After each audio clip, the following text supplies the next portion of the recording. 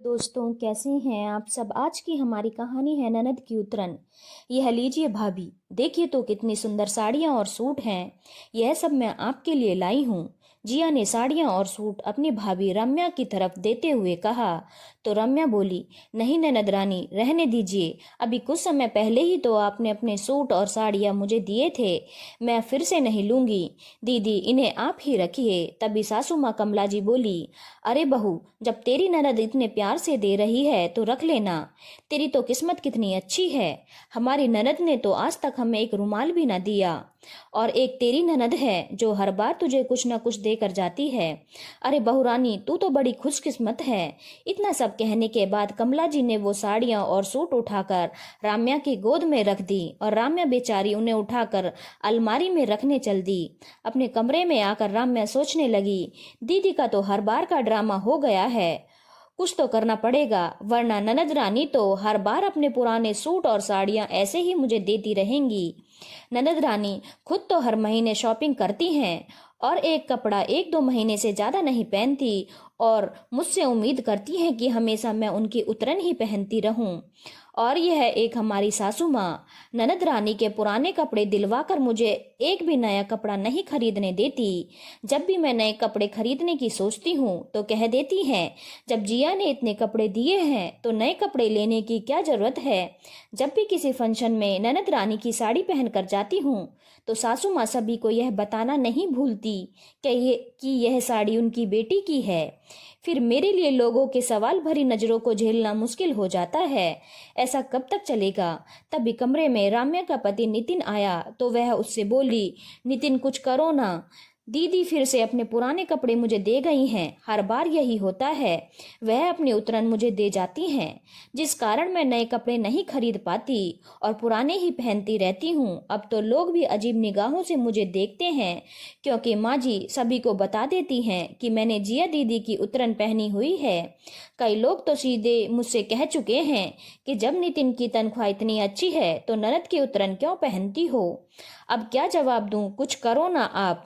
राम्या की बात सुनकर नितिन बोला, देखो रम्या, मैं इन सब चक्कर में नहीं पड़ना चाहता, लेकिन बस इतना बोलूंगा कि अगर तुम्हें दीदी के उतरे कपड़े नहीं लेने तो सीधे सीधे उन्हें मना कर दो। शायद कुछ दिन तो उन्हें बुरा लगे, लेकिन हमेशा के लिए उनसे पीछा छूट जाएगा। इतना बोल नितिन अपने ऑफिस के लिए निकल गया। अब रम्या सोचने लगी कि खुद उसे ही कुछ करना होगा, वरना यह सब ऐसे ही चलता रहेगा। सीधे मुंह कुछ बोला तो रिश्तों में कड़वाहट आती है, इसीलिए ऐसा कुछ करना होगा जिससे सामने वाला समझ भी जाए और रिश्तों में प्यार और अपनापन भी बना रहे। तभी रम्या ने अपनी अलमारी से कुछ साड़ियां निकाली जो वह पहनती नहीं थी, और सास के कमरे की ओर चल दी, जहां ननद जिया और उसकी सास बैठकर आपस में बातें कर रहे थे। रम्या बोली, दीदी, आप हर बार अपनी साड़ियां और सूट मुझे दे देती हो। इस बार मैंने सोचा मैं भी अपनी पुरानी साड़ियां आपको दे दूं। यह लीजिए दीदी, और इन्हें पहनना जरूर। पुरानी साड़ियां देख कमला जी गुस्से में बोली, यह क्या बहू, ननद को कोई अपनी पुरानी साड़ियां देता है क्या। देना है तो कुछ नया दो। लेकिन मम्मी जी, मैं ये साड़ियां पहनती नहीं हूँ, इसलिए सोचा कि बेकार पड़ी हैं तो दीदी को दे दूं। राम्या मुस्कुराते हुए बोली, क्या तुम अपनी बेकार चीजें मेरी बेटी को देना चाहती हो। उसकी शादी अच्छे घर में हुई है, वह तुम्हारी उतरन क्यों पहनेगी। बहुरानी, अगर तुम यह साड़ियां नहीं पहनना चाहती तो काम वाली को दे दो। किसी को अपना उतरा हुआ कपड़ा देने से अच्छा है कुछ दिया ही ना जाए, या फिर अपनी उतरन किसी जरूरतमंद को दे दो। लेकिन माँ जी, दीदी भी तो अपनी पुरानी चीजें मुझे दे देती हैं, अपने सूट और साड़ियां, यहाँ तक कि सैंडल भी। और फिर कहीं जाना होता है तो आप मुझे मजबूर करती हैं कि मैं वही कपड़े और सैंडल पहन कर जाऊं जो दीदी मुझे देती हैं। मेरी शादी भी तो अच्छे घर में हुई है, मेरा भी मन करता है नए कपड़े लेने का, लेकिन मैं तो हमेशा दीदी की उतरन ही पहनती आई हूँ।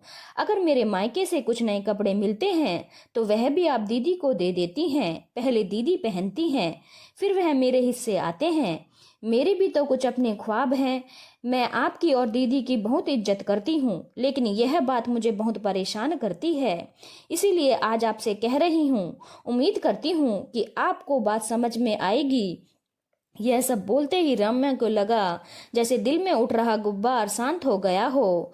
काफी समय से रम्या यह बात कहना चाहती थी लेकिन चुप रही। लेकिन आज उसे लग रहा था कि काश यह बातें उसी दिन कह दी होती जब पहली बार उसकी ननद ने उसे अपनी उतरन दी थी।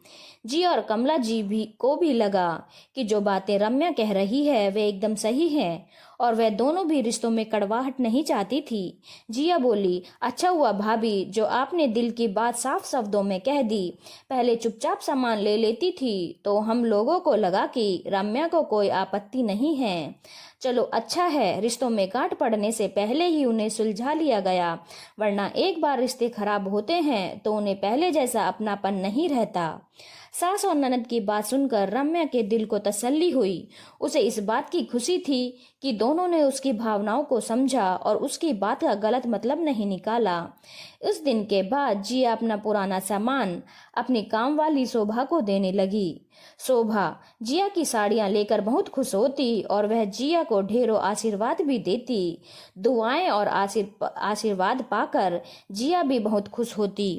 धन्यवाद दोस्तों, अगर आपको कहानी अच्छी लगी हो तो चैनल को लाइक, शेयर और सब्सक्राइब करना ना भूलें।